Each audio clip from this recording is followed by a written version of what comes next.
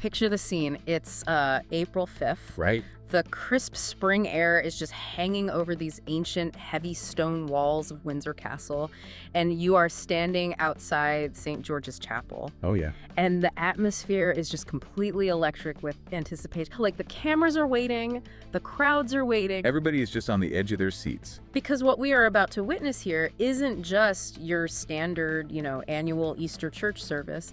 It is a massive, highly anticipated public return. And it's a return that has the eyes of the entire global media apparatus fixed squarely upon it. I mean, the tension in that specific environment is just palpable. It really is.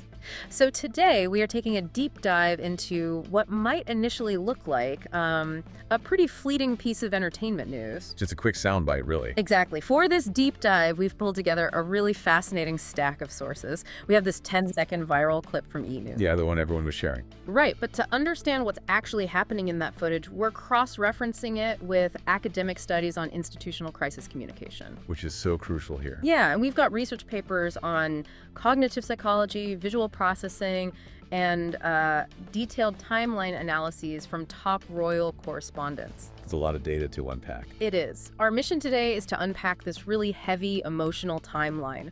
We're going to decode the mechanics of some incredibly telling body language. Right. And we want to reveal the subtle visual messaging hidden right there in plain sight. It is genuinely remarkable how much data, how much calculated narrative can be compressed into literally a few seconds of video. It's wild. Especially when you apply those analytical frameworks to what you're actually seeing. So let's jump right in. We know the key players here. We've got 77-year-old King Charles III. Right. We have 10-year-old Princess Charlotte and, the rest of the Wales family making this highly anticipated appearance. Yeah, Prince William and Kate. Exactly. You already know who they are. You already know the intense scrutiny they operate under. But, why should you care about this specific 10-second clip of them just walking into a church? That's the big question. You should care because this is an absolute masterclass in modern public relations and family dynamics. It really is. It demonstrates the precise mechanics of how one of the world's most scrutinized families uses micro moments to signal stability after a period of just extreme hardship. Yeah, we are basically looking at a real-time application of behavioral psychology. Totally. It's the ultimate high-wire act, right? Mm-hmm. You are balancing deeply personal, vulnerable reality with the ruthless expectations of a global audience. It's a lot of pressure. So let's start with the timeline, because the context really dictates everything that follows. Oh, absolutely. The context is everything. We are looking at William and Kate's first appearance at the family's Easter service since 2023. Which feels like a lifetime ago. Right. We all remember they missed the 2024 event entirely, and that happened just weeks after Kate shared her cancer diagnosis. Right. That was a very heavy, unprecedented moment. Yeah, but what fascinated me in our research notes is their decision regarding 2025. They opted out again. They retreated to a private celebration at their Norfolk country home. So now, this event is officially being dubbed their, quote, royal return. Right, that's the media narrative, the royal return. Okay, let's unpack this, because I like to think about this like, okay, think of a highly anticipated season premiere of a television show. Oh, that's a good analogy. Right. Yeah. Like, after a dramatic years-long hiatus, everyone is just watching their every single move. Waiting to see what happens next. Exactly. So, looking at this sequence from the crisis of 2024 to the private sanctuary of Norfolk in 2025 to this public return, what does this pacing tell us about how they are managing their re-entry into the spotlight? Well, taking the private Norfolk option in 2025 was a crucial stepping stone. It wasn't an immediate jump from illness to full royal duty. Right, because that would have been jarring. Exactly. Rushing back is actually a trap. Let's look at the crisis communication studies we pulled. There is this concept known as the strategic pause. The strategic pause, okay. Yeah. If you return to the public eye while the audience is still actively processing your trauma, your return is viewed entirely through the lens of that trauma. Wait, meaning people aren't looking at you to see if you're strong? They're analyzing your every move to see if you're weak. Exactly that. The human brain seeks patterns. Okay. If the last major data point the public had was the severe vulnerability of 2024, An immediate return to full grand royal duty in 2025 would have triggered cognitive dissonance. Because it doesn't match up with what we last saw. Right. The public would have been hyper-analyzing Kate's posture, William's facial expressions, just looking for any crack in the facade. Wow, yeah. But by taking 2025 off, by deliberately choosing the sanctuary of Norfolk, they utilized that strategic pause. They basically starved the media algorithm of crisis data. Okay, I see the logic there. It's almost like resetting the baseline. Yes, precisely. If they came back in 2025, they'd be compared to the crisis of 2024. But by extending the absence and normalizing their right to privacy, they forced the public to eventually compare their 2026 return to their historical pre-crisis standard. You've hit the nail on the head there. They reclaimed their agency. Wow. Yeah, they trained the public and the press to wait on their terms. So by the time we reach this event on April 5th, the underlying narrative has naturally evolved. The frantic panic is just gone. Right. The 24/7 news cycle panic has subsided. The story is no longer about fragility or survival. It has shifted entirely to resilience and continuity. So the pacing of the timeline really does the heavy lifting of PR before a single car door even opens at Windsor Castle. It really does. It sets the stage perfectly. That structural framing makes a lot of sense. The anticipation is at a fever pitch, but like you said, the panic is gone. Exactly. Which brings us to the moment they finally step out of the cars at St. George's Chapel. We know the stakes are astronomical. Oh. Every single camera shutter is capturing their every movement. And this is where that viral e-news clip comes in. Right, the 10-second clip. I really want to look closely at the behavioral mechanics here because what happens next is wild. This is where the historical script gets completely thrown out the window. It really does. So here's what we see in the footage. King Charles is walking toward the church entrance, and right before he goes inside, he reaches out and gives his 10-year-old granddaughter, Princess Charlotte, this teasing, playful poke on the shoulder. A literal poke. Right. And Queen Camilla is seen walking just behind them. Charlotte turns, realizes it's her grandfather messing with her, and gives him this incredibly genuine, sweet smile. Yeah, it's very sweet. And off to the side, Prince William is watching this whole adorable interaction happen, and this huge grin just spreads across his face. What's fascinating here is the body language. I mean, the contrast is staggering. Oh, completely. You have to visualize the physical and historical environment they are standing in, right? It's St. George's Chapel. Exactly. St. George's Chapel is the epitome of rigid historical grandeur. It is an environment built out of protocol, solemnity, and centuries of untouchable tradition. Right, and we usually picture the 77-year-old British monarch as this stoic, untouchable figure. But here he is acting like any regular granddad messing with his granddaughter before church. I mean, think about it. Have you ever tried goofing off right before walking into a highly formal, serious event? Oh, all the time. Like trying to make your sibling laugh in the vestibule before a wedding or something? It's a very relatable human impulse. Very relatable. But I have to push back here for a second. Okay, go for it. We just talked about how meticulously calculated their timeline was. We know their PR team leaves literally nothing to chance. True.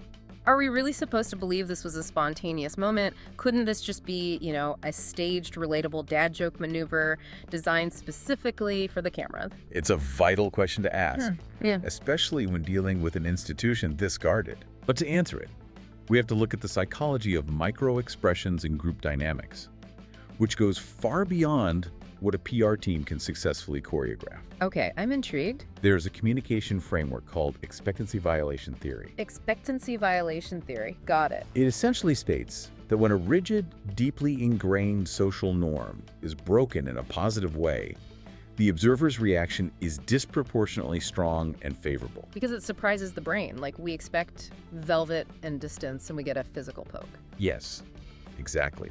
But the reason it works, the reason the public subconsciously accepts it as authentic rather than staged, lies in the synchronization of the family's reaction. Okay, break that down for me. Well, you can absolutely tell a 77-year-old monarch to poke a 10-year-old for the cameras. That's easy. Sure. What you cannot script is the fractional second relaxation of the jaw muscles in Prince William, standing several feet away. Ah, the grin. The grin. But it's more than just the smile. It's the absence of hypervigilance. What do you mean by that? The human brain is evolutionarily wired to detect deceit and tension within group dynamics. If there were underlying fractures in that family unit, or if the trauma of the past few years had left them brittle, you would see it in their baseline physical tension. Like they'd be stiff. You would see tight shoulders. You would see forced, performative smiles that don't reach the eyes. You definitely wouldn't see a synchronized drop in tension across 3 different generations simultaneously. Precisely. That is what we call authentic leakage. Authentic leakage. Wow. Yeah. In a modern world, characterized by intense information overload and strict royal protocols, the public has become incredibly cynical. Oh, we assume everything is spun. Exactly. We are practically immune to curated press releases, but a brief, unscripted micro-expression of warmth bypasses that cynicism entirely. Because you can't fake a synchronized muscle relaxation. Right. It cuts straight through the noise. It humanizes the institution in a way that 1,000 official statements simply could not achieve. Because the human brain registers those synchronized micro-expressions as truth. Yeah. This brief, unscripted moment of warmth is what actually goes viral. That is fascinating. The idea that a fleeting lack of discipline is actually their most powerful communication tool. It's paradoxical, but true. Here's where it gets really interesting, though. Let's pivot. Because the physical interaction itself might be delightfully unscripted, but the visual presentation, like the wardrobe, is a completely different story. Oh yes, the wardrobe is never an accident. The clothes they're wearing in this clip are aggressively deliberate. Let's break down the actual outfits. Let's do it. Kate steps out wearing a very striking monochromatic look. Very elegant. Right, and that outfit perfectly pairs with Princess Charlotte's tan overcoat. They are completely synced up. Mother and daughter matching. Exactly. Yeah. Then you look at the other side of the family, and Prince William is basically twinning with his boys, George and Louis. They're all wearing these very sleek, sharply tailored blue suits. Right. It is an incredibly stark division. It's like Team Tan for the women, Team Blue for the men. That's a great way to put it. Now, I understand that royals use fashion to communicate, but doesn't this level of coordination almost backfire? I mean, think about a superhero team putting on their matching uniforms before a big mission. We just established that the public craves the authenticity of the Poke. Doesn't dressing up like a perfectly color-coordinated catalog family undo that? It's a fair point. By literally dividing into Team Tan and Team Blue, are they using this strict color coordination as a kind of visual armor, or is it a deliberate statement to the public? If we connect this to the bigger picture, that tension you're pointing out is actually the brilliance of this strategy. Yeah, it's a dual-channel broadcast. To understand why this works, we need to bring in some cognitive psychology, specifically Gestalt principles and visual processing fluency. Okay, lay that out for us. How does Gestalt psychology apply to blue suits and tan coats? So Gestalt psychology essentially explores how the human brain makes sense of complex visual information. One of the core principles is the law of similarity. The law of similarity, okay. When the brain sees a group of individuals styled in cohesive matching color blocks, it uses significantly less cognitive energy to process them. Wait, really? It actually takes less brain power? Exactly. The brain doesn't see 5 separate individuals wearing 5 different outfits.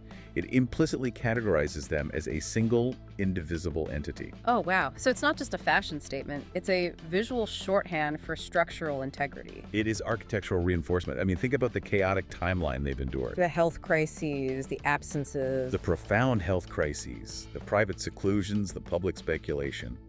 The audience might subconsciously be looking for visual cues of disarray. Like, are they fractured? Is the weight of the crown too much? Exactly.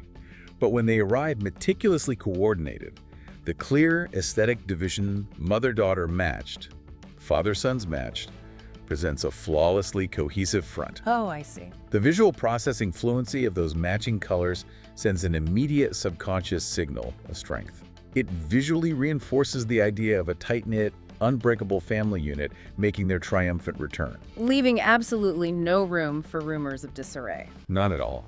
It's almost like they're establishing a perimeter. That's exactly what it is. The physical interaction, the Poke says to the world, we are happy and relatable. But the rigid, coordinated tailoring says, we are fortified and impenetrable. It is the golden ratio of modern public relations.